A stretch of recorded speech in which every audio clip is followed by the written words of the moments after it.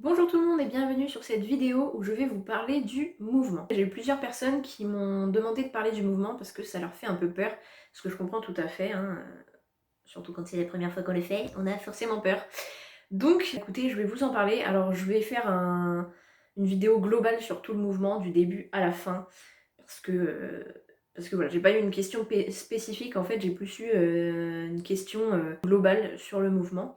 Donc c'est parti. Alors si je regarde par là, c'est parce que je regarde les petites notes que j'ai notées sur mon ordi parce que j'ai peur d'oublier des trucs. Donc si jamais je regarde par là, je vous ignore pas, hein. C'est juste que je peux regarder aussi en bas parce que j'ai aussi un petit carnet ici où j'ai noté des trucs par rapport aux réunions syndicales que j'avais eues sur le mouvement. Alors tout d'abord, il faut savoir que pour participer au mouvement, enfin les participants obligatoires sont les personnes qui n'ont pas de poste fixe, donc qui sont nommés à titre provisoire. Donc eux participent obligatoirement au mouvement, donc c'est-à-dire les profs stagiaires ou tout autre enseignant qui n'a pas un poste fixe dans une école. Donc normalement, votre académie vous dira la date des saisies des vœux. Alors je crois que ça se déroule sur une semaine, si je me souviens bien. Ah non, c'est sur 11 jours. Ça se déroule sur 11 jours. Donc souvent le mouvement se passe fin avril, début mai. En tout cas, moi dans mon académie, c'est comme ça que ça se passe. Et donc on doit saisir 40 vœux maximum, donc des vœux précis, donc sur des écoles précises ou sur des zones géographiques précises. Donc la liste des postes, on l'a normalement soit avant la date des saisies, ce qui n'a pas été notre cas cette année puisque c'était un peu galère, en plus on était en plein pendant le confinement et tout, donc forcément c'était pas évident. Donc soit on la reçoit avant, soit on la reçoit le jour où le mouvement commence. Enfin déjà on ne la reçoit pas, il faut aller la chercher.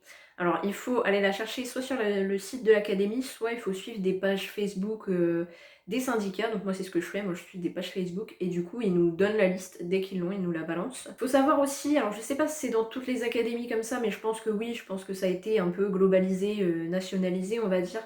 Mais du coup, par rapport au département, on a des grandes zones qu'il faut définir. Il faut obligatoirement définir une grande zone pour pouvoir ensuite rentrer ses vœux précis. Donc pas de panique si vous n'arrivez pas à remplir vos vœux, c'est juste qu'il faut remplir une grande zone avant. Après, le département est divisé en un certain nombre de zones, nous on en a 8. Ensuite, il faut choisir aussi un MUG. Alors MUG, je ne sais plus ce que ça veut dire. C'est soit vous décidez d'être enseignant à temps plein dans une école, enfin dans une classe, soit vous décidez d'être remplaçant. Donc il y a le MUG enseignement et le MUG remplacement. Alors oui, par rapport à la liste des postes, ça il faut pas que j'oublie du tout d'en parler parce que c'est le truc le plus important. Il y a 3 types de postes. Il y a d'abord les postes vacants, donc c'est-à-dire les postes qui se libèrent à la fin d'une année. Donc si par exemple une personne était à titre provisoire, son poste est forcément remis au mouvement. euh, voilà, il est forcément remis au mouvement. Comme moi par exemple cette année ça a été le cas. Vu que j'étais sur un poste provisoire, du coup, mon poste était obligatoirement remis au mouvement. Ou des postes, si par exemple il y a des personnes qui partent en retraite, tout ça, donc ça c'est les postes vacants, donc qui sont libres. Je ne vous conseille pas forcément en début de carrière de postuler que sur des postes vacants, hein. Il faut postuler sur tous les postes que vous voulez. Et même si c'est écrit qu'il n'y a pas de poste vacant, il faut quand même tenter parce que des fois il y a du mouvement, hein, ça s'appelle le mouvement donc c'est normal. Il y a du mouvement et du coup des fois il y a des personnes qui partent et du coup leur poste n'est pas mis au mouvement puisque à la base elles sont titulaires de leur poste. Donc du coup voilà, il faut tester même sur les postes non vacants. Donc d'ailleurs les postes non vacants ne s'appellent pas postes non vacants, ils s'appellent postes susceptibles d'être vacants. Donc c'est-à-dire que en gros tous les postes sont susceptibles d'être vacants puisque tout le monde est susceptible ou pas de partir de son poste. Après ça c'est libre choix. Et par contre il faut faire attention, il y a aussi des postes bloqués. Les postes bloqués, ils sont réservés pour les profs stagiaires. Donc si vous avez été prof stagiaire et que vous faites le mouvement, je vous conseille de ne pas postuler sur des postes où c'est écrit que c'est un poste bloqué. Parce que s'il est bloqué, clairement, vous ne l'aurez pas. Voilà, j'ai pas envie de vous décourager, mais clairement, vous l'aurez pas. Donc vaut mieux postuler sur des vacants ou sur des susceptibles d'être vacants. Et moi, je privilégie, bon, je mets quand même quelques vacants, mais j'ai mis aussi des susceptibles parce que on ne sait jamais, si jamais il y a quelqu'un qui part dans l'école où je veux aller et qu'il n'y a personne qui a mis l'école, et je peux être prise. Donc ensuite, il faut que vous fassiez, alors moi j'avais fait ça sur une feuille à l'arrache parce que cette année on a eu la liste très tard et du coup d'habitude j'imprime la liste et puis je prends des notes dessus, donc souvent je prends des notes par rapport à la distance de chez moi, enfin de chez moi à l'école. Et cette année comme on a eu la liste super tard, du coup en fait j'ai fait la liste moi-même, donc j'ai pris une feuille et puis j'ai tout noté, tout, et c'était très galère. Mais je l'ai fait, donc voilà. Mais je vous conseille quand même d'attendre la parution de la liste pour pouvoir prendre des notes directement, enfin les imprimer et prendre des notes. Ou même vous pouvez prendre des notes directement sur votre ordinateur, il n'y a pas de problème là-dessus. Donc après ces postes, il faut les classer. Donc je vous rappelle, il y en a 40 à faire. Enfin 40 vœux à faire, donc les postes il faut les classer de celui que vous préférez à celui que vous préférez le moins. Mais ne mettez pas non plus un truc que vous détestez. Si par exemple, je sais pas, vous postulez dans une école où le poste c'est une classe d'Ulysse et que vous n'avez pas envie d'avoir une classe d'Ulysse, bah, ne postulez pas. Postulez vraiment, enfin soit sur l'école, soit sur la ville ou le village qui vous intéresse le plus, mais pas sur les postes qui vous intéressent pas du tout. Hein. Clairement, ne faites pas cette bêtise. Et je vous conseille aussi de privilégier l'élémentaire en début de carrière parce qu'il faut savoir que la maternelle c'est extrêmement bouché. Après ça dépend des académies, mais dans la mienne en tout cas c'est extrêmement bouché. Moi qui veux être en maternelle depuis que je suis prof, même avant, sachez que bah, c'est pas possible. Mais si jamais vous êtes comme moi, que vous voulez absolument de la maternelle, et bah j'ai envie de vous dire, lancez-vous quand même dans l'élémentaire, parce qu'au final, moi ça me plaît bien l'élémentaire, on y est bien, c'est cool, on peut vraiment bien dialoguer avec les élèves, donc ça c'est vraiment bien. Même si j'avoue que moi je terminerai quand même en maternelle parce que enfin l'élémentaire c'est pas le niveau que j'aime le plus.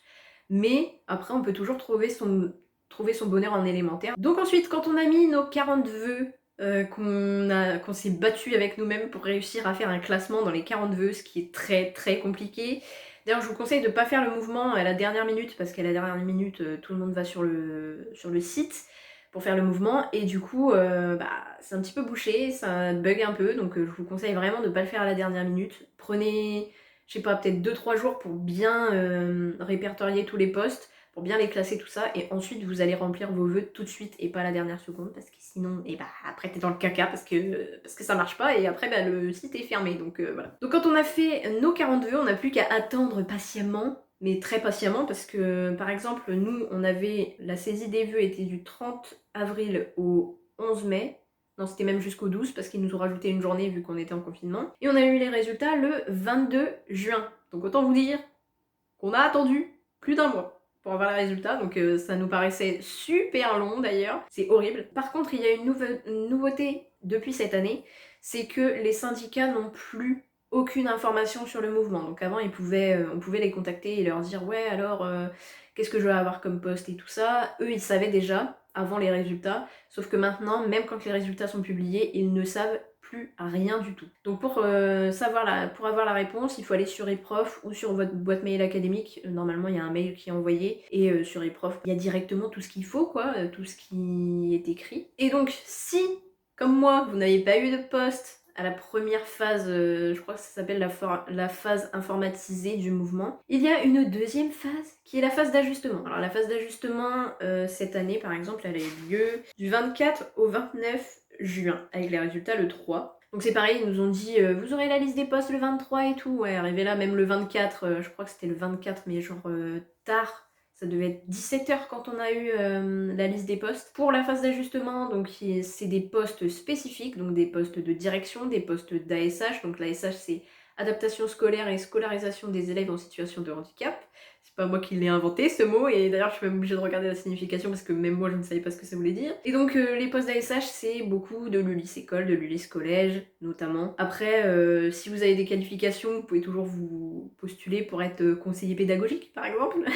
Mais je vous conseille pas parce que à la base je pense qu'on fait pas ce métier pour être conseiller pédagogique, on fait ce métier pour être enseignant. Donc moi c'est ce que j'ai fait cette année, j'ai postulé sur un poste de direction puisque du coup je suis directrice à la rentrée. Faut pas avoir peur de prendre un poste de direction. Comme je vous l'ai dit dans la vidéo de la semaine dernière, hein, faut vraiment pas avoir peur, même si on a peur, hein, on va pas se mentir, on a peur forcément. Mais faut privilégier les directions avec pas beaucoup de classes, donc 2 ou 3 classes. Donc c'est pour ça que moi j'ai postulé dans une école à 2 classes. Après c'est sûr qu'on peut se retrouver avec un quadruple niveau comme moi cette année par exemple. On ne sait pas. Après par contre on peut tomber dans un RPI où on est avec un double niveau classique en petite campagne. Et donc quand on a eu les résultats de la phase d'ajustement, si on a participé, on a une réponse avant les vacances, les grandes vacances. Si on n'a pas participé à la phase d'ajustement, puisque c'est pas obligatoire d'y participer, hein, c'est vraiment si vous avez envie d'y participer, vous y participez, mais si vous n'avez pas envie, vous n'y participez pas tout simplement. Ensuite sinon, ce qu'il faut faire c'est attendre qu'on nous appelle. Attendre. Et l'attente peut durer jusqu'à fin août. voire jusqu'à début septembre. Donc faut être patient. Après on peut tomber dans une très bonne école, hein. Moi par exemple cette année j'en ai fait l'expérience, je suis tombée dans une excellente école avec une équipe géniale. Je suis tombée dans un niveau, dans un simple niveau, donc franchement c'était super. Mais après forcément on est pas forcément placé à côté de chez nous, puisque bah moi par exemple là cette année j'avais été jusqu'à 45 minutes, 1 heure quasiment de chez moi, donc autant vous dire que c'était pas à côté. D'ailleurs il y en a beaucoup qui se posent la question, oui mais est-ce qu'on peut rester proche de chez nous? Après ça dépend de la grandeur de votre département tout simplement. Si vous êtes dans un grand département, bah oui vous pouvez vous retrouver au bout du monde, sauf si vous habitez au milieu, hein. Moi j'habite à peu près au milieu, donc je suis à peu près on va dire le plus loin ce serait 1 h 30, mais c'est dans un coin où c'est bouché, donc ça va, donc j'irai jamais 1 h 30 de chez moi. Mais ouais, voilà, sinon après tout tourne autour d'1 heure maximum, donc c'est pas non plus si loin. Après, je comprends que ça peut être loin pour certaines personnes, hein. Moi, au début d'année, ça m'a saoulée. Puis au final, comme je me plaisais bien dans l'école, bah, ça s'est très bien passé. Et donc oui, donc faut savoir qu'on peut être placé vraiment n'importe où, hein. À ce moment-là, si on n'a pas de poste avant les grandes vacances, on peut être clairement placé n'importe où, ils nous placent où bon leur semble. Après, bah faut être patient, tout simplement. Il faut essayer de profiter de ses vacances. Alors je sais, c'est facile de le dire, hein. C'est facile de le dire, je le comprends tout à fait, je l'ai vécu l'année dernière, et l'année dernière tout le monde me disait ouais mais c'est bien, tu vas pouvoir profiter de tes vacances et tout, tu vas pouvoir te reposer, machin et tout. Ouais mais en fait, j'ai envie de bosser moi. Parce que même si, bon ok, on a envie de décrocher un peu de l'école, forcément, puisqu'on a déjà passé 1 an dedans et on a envie d'en sortir parce que on y pense tout le temps, même quand on est pendant les petites vacances, on va pas se le cacher, on est tout le temps en train de penser à l'école. Mais c'est vrai que bah, ça fait du bien de déconnecter. Bon, moi l'année dernière, j'étais partie en vacances avec mes parents, avec ma soeur, mon beau-frère, donc franchement, c'était cool.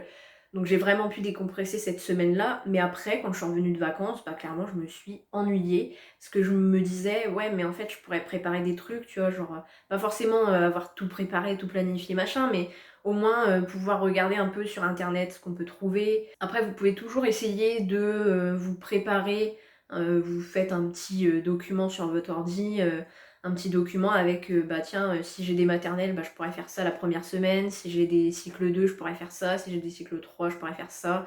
Donc franchement, ouais, ça peut être pas mal de se renseigner sur tous les niveaux. Bon après c'est clair que c'est pénible de se renseigner sur tous les niveaux, hein, parce que clairement on a ouais, 8 niveaux au total, si on compte pas la toute petite section, et si on compte pas l'Ulysse, mais normalement si vous n'avez pas demandé d'Ulysse, on vous mettra pas sur un poste d'Ulysse, hein, ça je tiens à vous rassurer. Après, si jamais vous tombez en élémentaire, bon, ce sera à partir du CE2, il existe des évaluations diagnostiques, donc pour savoir ce que vos élèves savent faire. Je vous les mettrai en barre d'infos, moi d'ailleurs je les ai téléchargés et imprimés pour mes élèves pour cette année.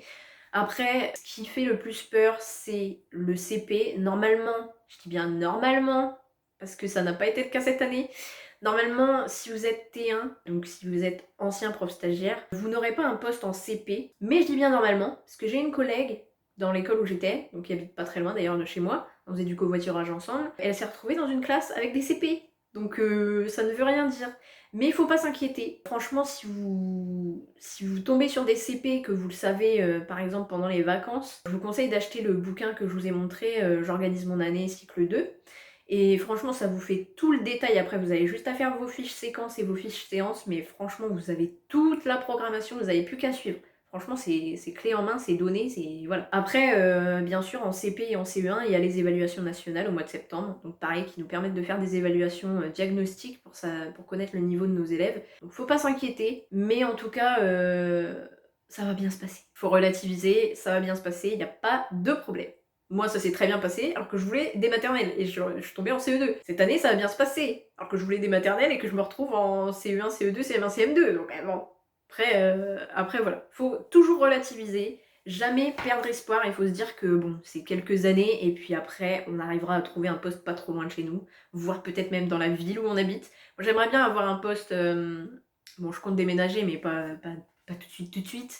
Mais j'aimerais bien avoir un poste fixe en maternelle, donc je pense que là je vais bouger beaucoup là les prochaines années, et dès que je tombe sur un poste fixe, et bah bim, j'achète une maison à côté, et comme ça je suis pas trop loin. Mais ouais, faut pas perdre espoir, hein. Même si vous habitez dans le département d'à côté, par exemple, moi j'ai une collègue qui habite dans le département d'à côté, elle faisait 1 h 30 pour aller à l'école, elle a fait ça pendant 5 ans, Et là, elle se retrouve à une demi-heure de chez elle. Donc franchement, faut souffrir pour avoir ce qu'on veut.